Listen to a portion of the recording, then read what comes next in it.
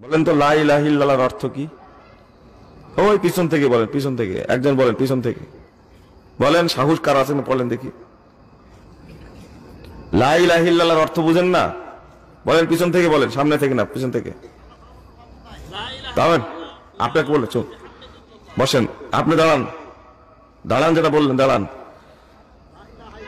হ্যাঁ, আল্লাহ ছাড়া কোনো মাবুদ নাই, এটা মিথ্যা কথা কইলেন। দাঁড়ান, আবার বসতেন কেন? থামেন। আপনাকে শুধু বলছেন, সবাইকে বলছি, কিন্তু আপনি ধরা খাইয়েছেন তাই।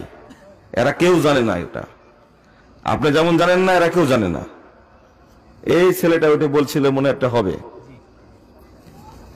আল্লাহ ছাড়া কোনো মাবুদ নাই, এই অর্থটা 100% ভুল।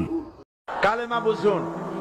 গণভবনের সামনে দাঁড়ায়া, গণভবনের সামনে দাঁড়িয়ে আপনি যদি কালেমার জিকির করতে থাকেন, লা ইলাহা ইল্লাল্লাহ, লা ইলাহা ইল্লাল্লাহ, লা ইলাহা ইল্লাল্লাহ, লা ইলাহা ইল্লাল্লাহ, 2-1 ঘন্টা, 2-4 ঘন্টা দেখবেন অফিসাররা এসে বলবে, না জানি কোন খাজা বাবা আসছে, আসেন আসেন, নিয়ে খাইতে দেবে, হাদিয়া দেবে। যেহেতু যিনি পড়তেছেন উনি বোঝেন না কি বলতেছেন, আর যারা দাওয়াত দিয়ে নিয়ে গেল ওরা টের পাই নাই যে কি কি শুনে দাওয়াত দিতেছে। কিন্তু আপনি যদি বঙ্গভবন, গণভবন, সেক্রেটারিয়েট আর পার্লামেন্ট এর ভিতরে ঢুকে যদি বলেন, কোন মানুষের তৈরি করা আইন মানি না, কোন সরকারের সার্বভৌমত্ব স্বীকার করি না, কারো বিধান মানি না, কারো তৈরি করা আইনের সামনে মাথা নত করি না, আল্লাহ ছাড়া কারো বিধান মানি না, হাদিয়া আসবে, খাইতে দেবে, পকেটে টাকা দেবে, খাওয়াবে এক জায়গায় নিয়ে। কোন জায়গায়? লাল দালানে। লা ইলাহা, কোন ইলাহ নাই, এই দাওয়াত দিয়েছেন দুনিয়ার সমস্ত পয়গম্বর। এটা কি শুধু রাসূলুল্লাহর দাওয়াত ছিল? সমস্ত নবীদের স্লোগান ছিল একটা। সমস্ত নবীদের স্লোগান ছিল কয়টা? সবাই বলুন, কি সেই স্লোগান? লা ইলাহা ইল্লাল্লাহ। কোরআন শরীফের ভিতরে ইলাহ শব্দ 147 বার এসেছে। লা ইলাহার অর্থ যদি এই হয়, কোন উপাস্য নাই আল্লাহ ছাড়া, কোন মাবুদ নাই আল্লাহ ছাড়া, মুহাম্মদ সাল্লাল্লাহু আলাইহি ওয়াসাল্লাম আল্লাহর প্রেরিত রাসূল, তাহলে তো এত ঝঞ্ঝাট হওয়ার কথা ছিল না। আপনারা বলেন, নবীরা যখনই এই দাওয়াত দিয়েছেন লা ইলাহা ইল্লাল্লাহ, তখন সংঘর্ষ হয়েছে কিনা? হয়েছে কিনা? বাধা আসছে কিনা? তাহলে এই কথাটা কি, যার কারণে এরকমের বাধা আসে? লা ইলাহা ইল্লাল্লাহ, এর চাইতে বিপ্লবাত্মক, এর চাইতে রিভলিউশন সৃষ্টিকারী কথা আল্লাহর আকাশের নিচে জমিনের উপরে আর একটাও হতে পারে না। লা ইলাহা ইল্লাল্লাহ।